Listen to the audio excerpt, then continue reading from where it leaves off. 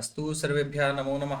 भवतां सर्वेषामपि हार्दं हार्दं स्वागतमस्ति अस्यां कक्षायां।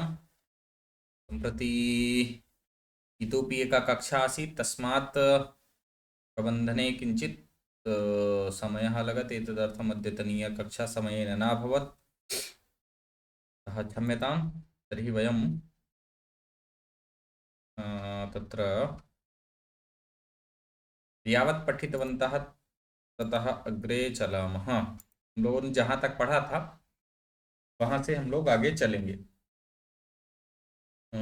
तो देखते हैं।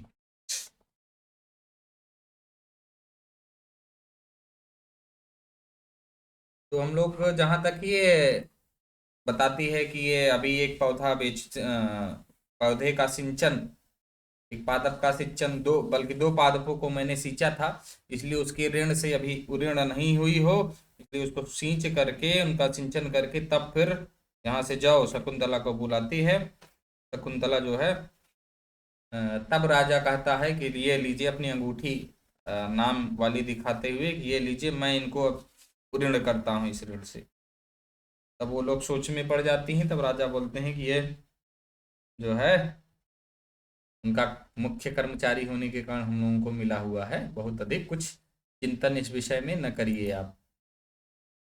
तो फिर इस प्रकार की बातें हम लोग वहां तक देख चुके हैं। अब आगे है तेन। प्रियंवदा कहती है तेन ही नार्यत्येत एतंदंगुलीयकम अंगुलीय वियोगम, जिससे यह अंगुली यह अंगूठी अंगुली से वियुक्त करने के योग्य नहीं है।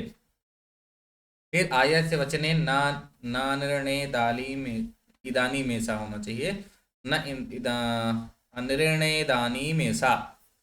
अतः आर्य के वचन मात्र से ही जो है यह शकुंतला अनऋण कर दी गई है, अर्थात ऋण मुक्त कर दी गई है। किंचित विहस्य, थोड़ा सा हंस करके, अला शकुंतले मोचितास्य अनुकंपित कंपिता नार्येण,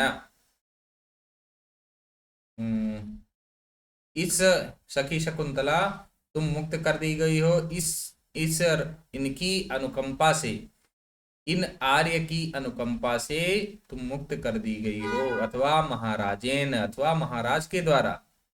गच्छ इदानीम, अब जाओ तुम। अब इसके आगे से हम लोग को पढ़ना था, यहां तक हम लोग पढ़ चुके थे। शकुंतला कहती है आत्मगतम, अर्थात अपने मन में।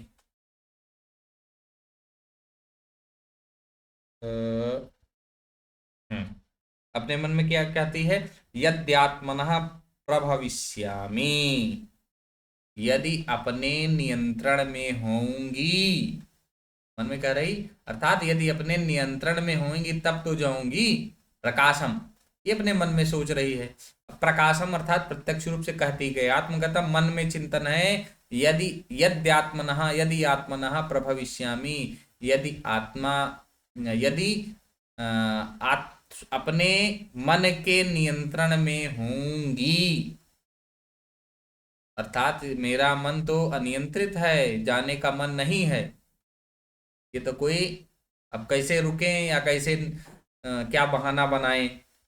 रुक भी नहीं सकती हैं और जा भी नहीं सकती, दोनों चीजें हैं। प्रकाशम का त्वं विसर्जितव्यस्य रोद्धव्यस्य वा, का त्वं विसर्जितव्यस्य, तो तुम मुझे विसर्जित अर्थात भेजने के लिए ना, जाने के लिए, तो तुम जाने के लिए, अथवा रोद्धव्यस्य वा, अथवा रोकने के लिए, का त्वं, तुम कौन हो? जाने के लिए अर्थात मुझे भेजने के लिए, या छोड़ने के लिए, विसर्जितव्यस्य छोड़ने के लिए या भेजने के लिए, रोद्धव्यस्य वा अथवा रोकने के लिए। तुम का, तुम कौन हो? कहते नहीं, तुम कौन हो जो हमको रोक लोगे? हमारा मन है तो जाएंगे, जब कोई कहता है अच्छा तुम जाओ, कहता हमारा मन होगा तो जाएंगे, नहीं तो नहीं जाएंगे। तुम कौन होते हो? उसी प्रकार से शकुंतला भी कह रही हैं कि यदि मेरा मन नियंत्रण में होगा, अर्थात तभी तो मैं जाऊंगी प्रत्यक्ष रूप में। तुम मुझे भेजने वाली अब यहाँ तुम मुझे बाद में कर देंगे तो ज्यादा सही लगेगा। विसर्जितव्यस्य रोद्धव्यस्य वा त्वम का, भेजने वाले अथवा रोकने वाली तुम कौन हो? या कौन होती हो जो तुम मुझे भेज रहे हो या रोक रही हो? राजा कहते हैं शकुंतलाम विलोक्य आत्मगतम, शकुंतला को देखकर आत्मगतम अपने मन में। राजा भी कह रहे हैं लग रहा है कुछ काम बनता दिख रहा है। किन्नु खलु यथा वयमस्याम एव वयम, इसको तोड़ करके पढ़ेंगे तो ज्यादा सही रहेगा, इतना बड़ा। वयम अस्याम इव अ, इवम इयम, बल्कि अस्याम एवं होना चाहिए। हाँ, वयम अस्याम एवं अयमपि अस्मान् प्रति स्यात्। किन्नु खलु, क्या निश्चित ही,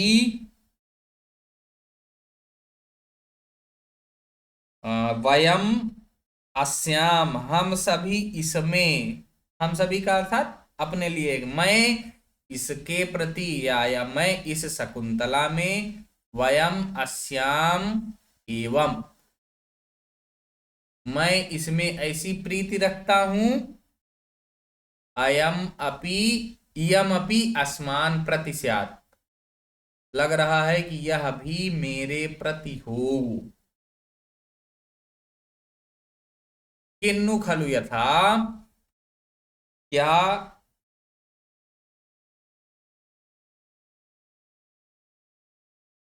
जिस प्रकार से, खलु यथा जिस प्रकार से, वयम अस्याम एवं हम सभी इस पर अनुरक्त हैं।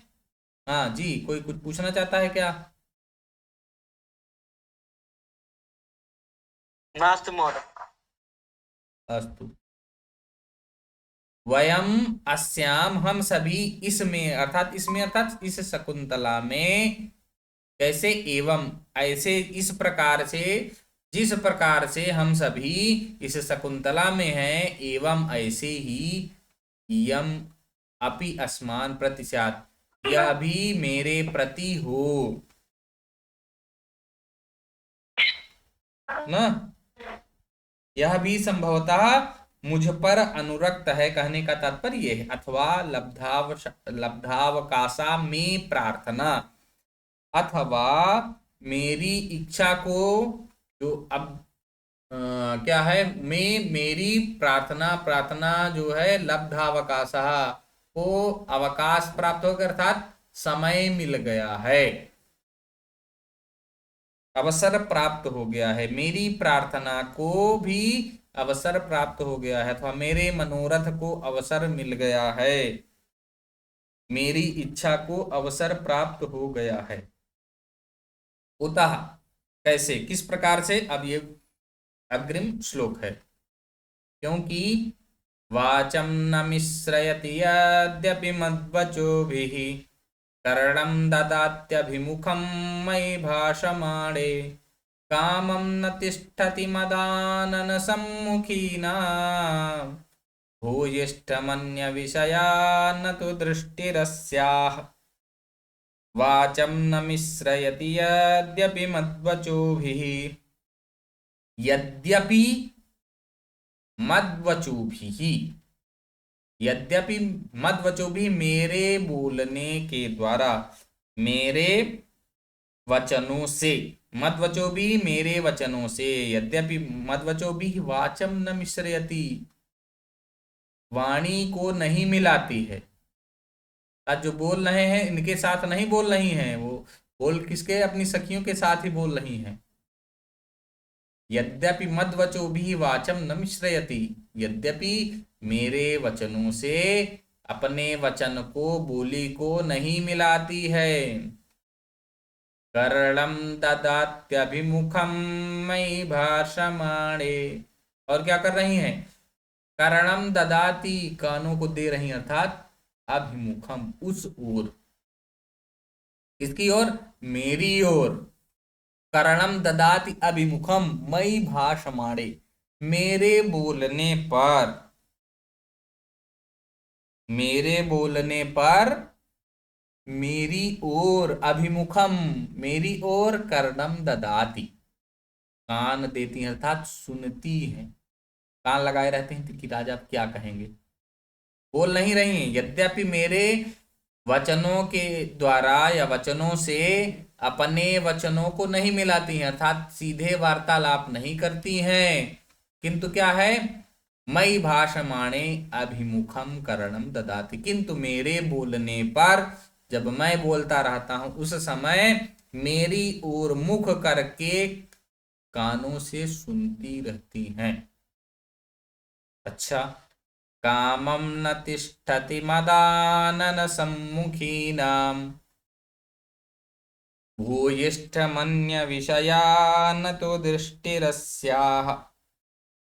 कामं न तिष्ठति, कथम, मदानन सम्मुखीनाम्, कामम अर्थात भले ही, कामम यहां पर इसका तात्पर्य है भले ही, मदानन मत आनन, आनन मतलब मुख, मत में मेरे मुख के सम्मुखी नाम न तिष्ठति, यद्यपि मेरे मुख के सामने न तिष्ठति नहीं बैठती है, मेरे मुख के सामने क्या करती है, नहीं बैठती है।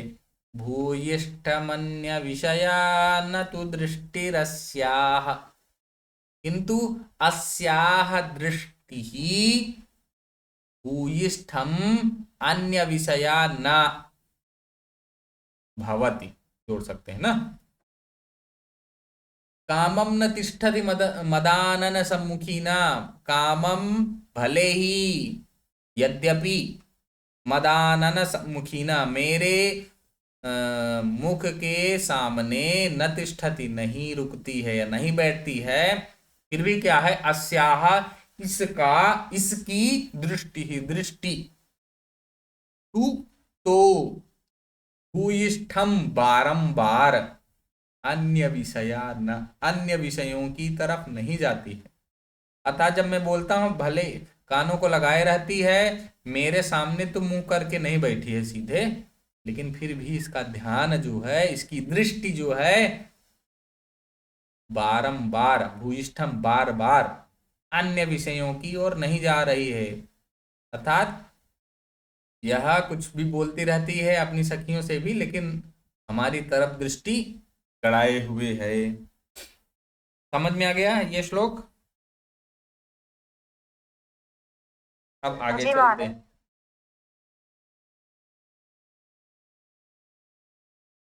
नेपथ्ये, नेपथ्य में, अब नेपथ्य से ध्वनि आ रही है, क्या आ रही है, भो भो तपस्विना सन्निहितास्तपोवन सत्वरक्षायै भवतः प्रत्यासन्नः किल मृगया विहारी पार्थिवो दुष्यन्तः। तो थोड़ा सा छोटा कर दें। भो भो तपस्विना, अरे तपस्वियों, हे तपस्वियों, सन्निहिताः तपोवन सत्वरक्षायै भवतः। सन्निहिता अर्थात इकट्ठे हो जाइए, समीप हो जाइए, किसके लिए, तपोवन सत्व रक्षायै, तपोवन के सत्व अर्थात जीवों की रक्षा के लिए, रक्षायै यहां पर एकार नहीं ऐकार होगा, तपोवन के जीवधारियों की रक्षा हेतु भवतः, आप सभी क्या हो जाइए, इकट्ठे हो जाइए। अरे तपस्वियों, आप सभी तपोवन के जीवों की रक्षा के लिए एकत्र हो जाइए। प्रत्यासन्नः किल मृगया विहारी पार्थिवो दुष्यन्तः। प्रत्यासन्नः, प्रति आसन्न किल निश्चय ही मृगया विहारी, मृग का विहार करने वाला या मृग का शिकार करने के लिए, मृग के शिकार के लिए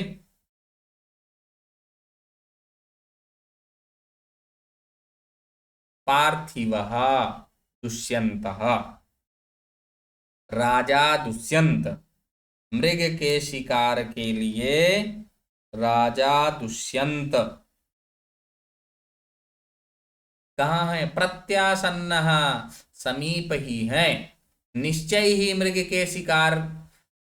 का शिकार करने वाले राजा दुष्यंत समीप ही हैं।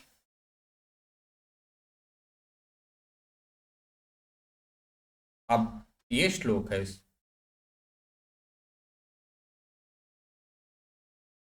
देखते हैं इसको। तुरग खुर हतस्तथा हि रेणुर्बिटप विषक्त जलार्द्रवल्कलेषु, पतति परिणतारुण प्रकाशः शलभ समूह इवाश्रमद्रुमेषु। ये पुष्पिताग्रा छंद में है। पुष्पिताग्रा का विशेष रूप से हमें लय अभी पता नहीं है, इसलिए ऐसे ही सामान्य रूप में होगा, कुछ ऐसे ही। तुरग खुर हतस्तथा हि रेणुः बिटप विषक्त जलार्द्रवल्कलेषु, पतति परिणतारुण प्रकाशः शलभ समूह इवाश्रमद्रुमेषु। तथा ही, अब वो जो बात बता रहे हैं कि समीप में ही पहुंच आए हैं राजा, अब जीवों की रक्षा के लिए पहुंच जाइए आप लोग, शिकार करते हुए यहाँ पहुंच गए हैं। कोई देख लिया है लग रहा है रथ बाहर से उनका धोता हुआ, वो सारथी धुल रहा था। तब वही कह रहे हैं तुरग खुर हतस तथा ही क्योंकि तुरग खुर हता, तुरग अर्थात घोड़े के खुर से, हता घोड़े के खुरों से उठाई गई।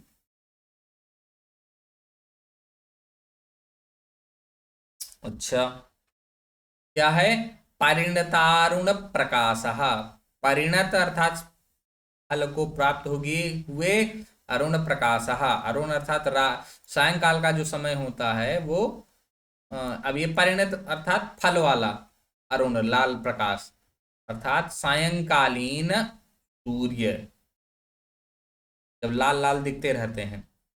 तुरग खुर हतः घोड़े के खुरों से उड़ाई गई परिणतारुण प्रकाशः, सायंकाल के सूर्य के प्रकाश की के समान, क्या है? रक्तवर्णीय ना। रेणुहु धूल, सायंकालीन सूर्य के रक्तवर्णीय प्रकाश के समान लाल वर्ण की धूल। घोड़ा जब चल रहा है या कुछ मार्ग ऐसा होता है, मान लीजिए कि खड़ंजा आजकल जैसे देखें, तो अगर वैसे है तो घोड़ा चलेगा, लाल लाल उसके खुरों से निकला हुआ है, वो हो गया है। तो कुछ ऐसा था मार्ग जो उसके घोड़े के जाने से इतना दौड़ रहा था, तो वो धूल उससे जो है धूल धूसरित हो गया है मार्ग।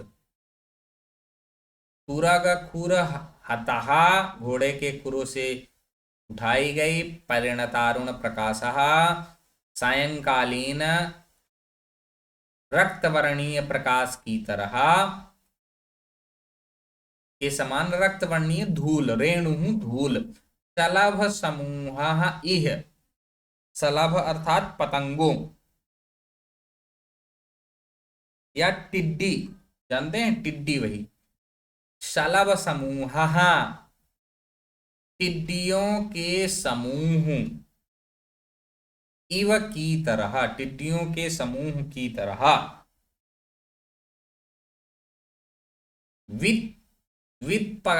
वित्पविषक्त, विटप, ये यहाँ पे उल्टा सीधा दिए रहते हैं इसलिए गड़बड़ा जाता है। विटप विषक्त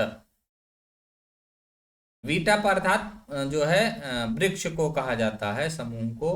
विषक्त जलार्द्र वल्कलेषु, जल से भीगे हुए वल्कलों में, क्योंकि सलभ समूह इव, टिड्डियों के समूह की तरह, जलार्द्र वल्कलेषु, जल से भीगे हुए वल्कल वस्त्रों में, वीटप विषक्त, वीटप अर्थात वृक्ष,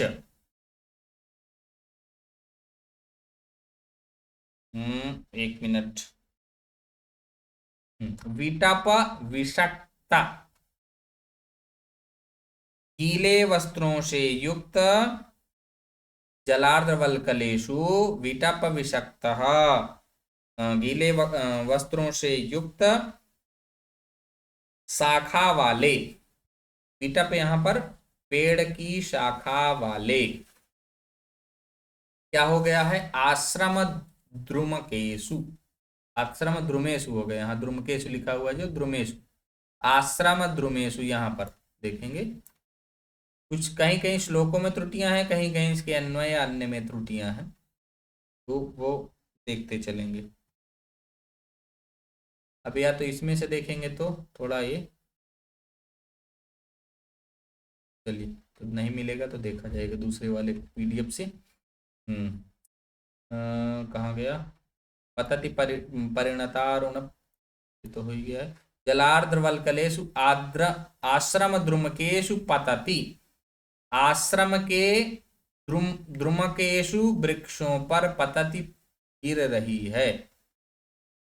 सलभ समूह, फिर से आरंभ से देखते हैं तो थोड़ा सही समझ में आएगा। तथा ही, क्योंकि, तुरग खुर हतः, घोड़े के खुर से उठाई गई, परिणतारुण प्रकाशः, रक्तवर्णीय सायंकालीन सूर्य के प्रकाश के समान रेणु धूल, सलभ समूह इव, टिड्डियों के समूह की तरह या पतंगों के समूह की तरह, विटप विषक्त जलार्द्र वल्कलेषु, वृक्ष की शाखाओं में बंधे गीले वल्कल वस्त्रों वाले या गीले वल्कल वस्त्रों से युक्त शाखा वाले, आश्रम द्रुमकेशु, आश्रम द्रुमकेशु ने द्रुमेशु, बार बार मेरा ध्यान उसी पे अशुद्ध ही जा रहा, आश्रम द्रुमेशु, आश्रम के वृक्षों पर पतति, पड़ रही है, अर्थात जो घोड़े के खुर से उठाई गई धूल है, और जो लाल लाल सफेद या पीला कलर का वल्कल वस्त्र डाले थे, उनका सब गंदा हो जा रहा है उस धूल के कारण, उसी से पहचान रहे हैं कि राजा दुष्यंत अब पधार चुके हैं, इसलिए आप सब लोग जो है सतर्क हो जाइए। तुरग खुर हतः तुर्गेण वेगेन तुरम त्वरितम वा गच्छति तुर्गः, तुर्गाणाम खुरैः हतः तत्पुरुष समात्। वीटप विषक्त जलार्ध वल्कलेषु विटपेषु विषक्तानि जलार्धानि वल्कलानि येषां तेषु बहुब्रीहि समास हो गया है। यहाँ पर उपमा वृत्यानुप्रास और अप्रस्तुत प्रशंसा अलंकार है। ये श्लोक एक तो और देख लेंगे, उसके बाद जो है हम लोग अग्रिम कक्षा हेतु चलेंगे।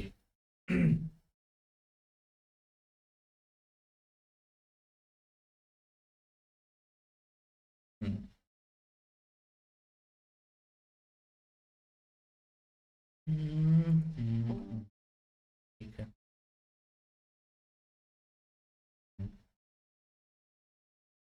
तीव्राघ्रात प्रतिहत तरु स्कंध लग्नैक दंतः, पादाकृष्ट व्रतति वलया संग संजात पाशः, मूर्तो विघ्नस्तपस इव नो भिन्न सारंग यूथो, धर्मारण्यम प्रविशति गजः स्यंदनालोक भीतः। अब ये छंद जो है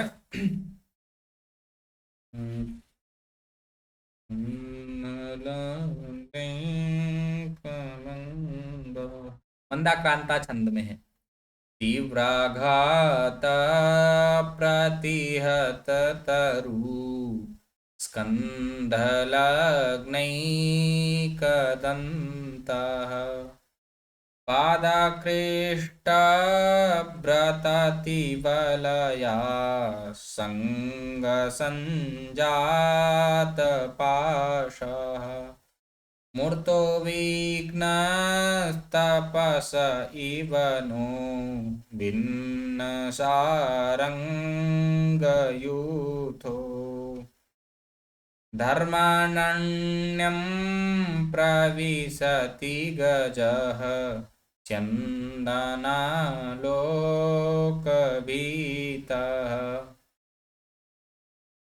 अब ये हो गया मंदाक्रांता छंद में। इसमें देखते हैं ये स्यंदनालोकभीतः सबसे अंतिम में ही है ना।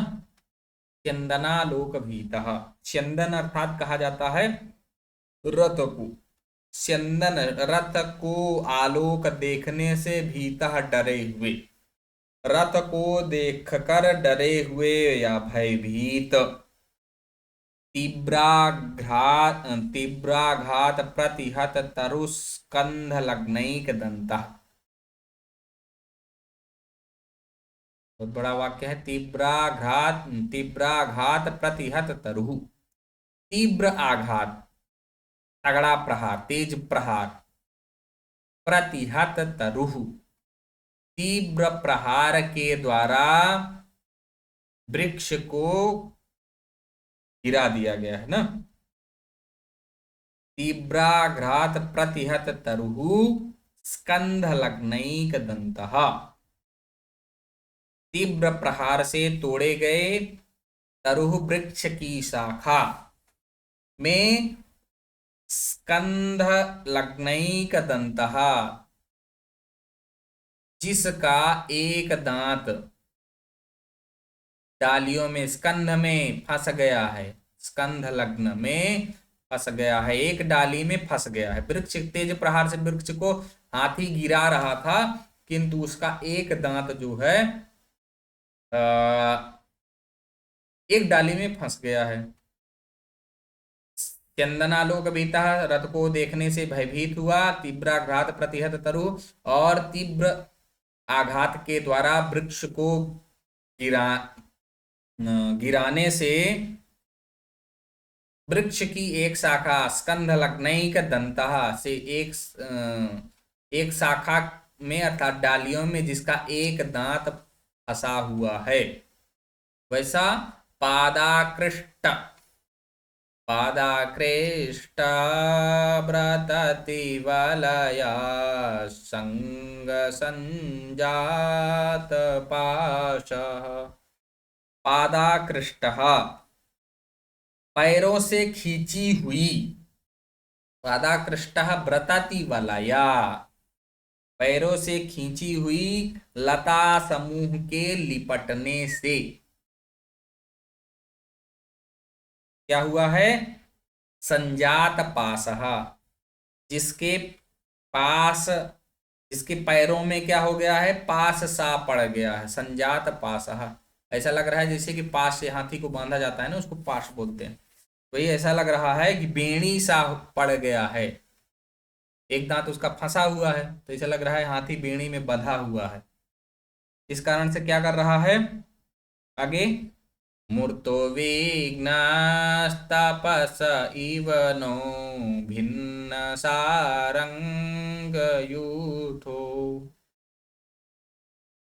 संजात पाशा हो गया, भिन्न सारंगयूथ। और क्या हुआ?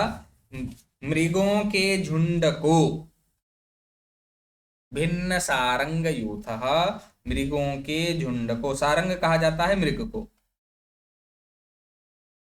मृगों के झुंड को छिन्न भिन्न करता हुआ गजः, हाथी, भिन्न सारंगयुतः मृगों के झुंड को छिन्न भिन्न करता हुआ हाथी क्या कर रहा है? एक मिनट, थोड़ा मैं कक्षा में लिंक भेज दूं।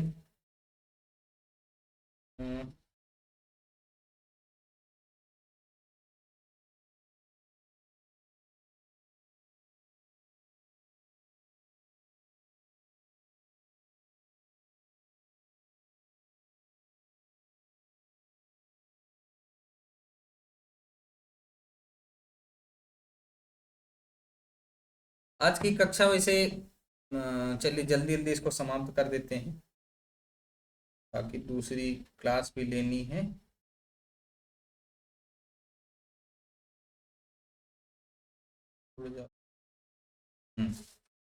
जब तक लोग आते हैं। चलिए, कहाँ तक पहुंचे थे हम लोग? हाँ, संजात पासा ऐसा लग रहा है जैसे उसके पैरों में बेड़ी बंध गई है। भिन्न सारंग यूथा, भिन्न सारंग यूथा, हिरणों के समूह को छिन्न भिन्न करता हुआ गजः हाथी, न तपसः मूर्तः विघ्नः इव। न मतलब नहीं, तपसः तपस्या के लिए, मूर्तः तपस्या के लिए, मानो शरीरधारी, विघ्नः इव विघ्न के समान, समस्या की तरह, धर्मारण्यम प्रविशति, इस धर्मारण्य में प्रवेश कर रहा है।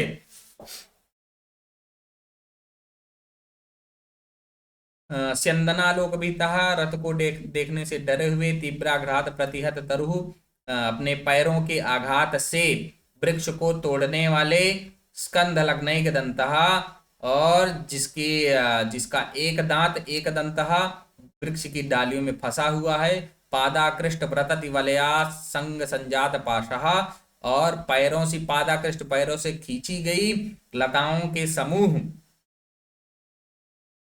के लिपटने से, संजात पाशः पास से बंधे होने की तरह, भिन्न सारंग यूथः हिरणों के समूह को, मृग के समूह को छिन्न भिन्न करता हुआ, अस्त व्यस्त करता हुआ, गजः हाथी, न तपसः मूर्तः विघ्नः इव, हमारी तपस्या के लिए साक्षात मूर्त अर्थात साक्षात विघ्न इव, विघ्न की तरह, धर्मारण्यम प्रविशति, धर्मारण्य में या यहाँ पर प्रविष्ट हो रहा है। आज यहीं पर रखते हैं, जो कि अग्रिम एक कक्षा आरंभ होने वाली है, इसलिए शांति मंत्र करके विराम कर लेंगे।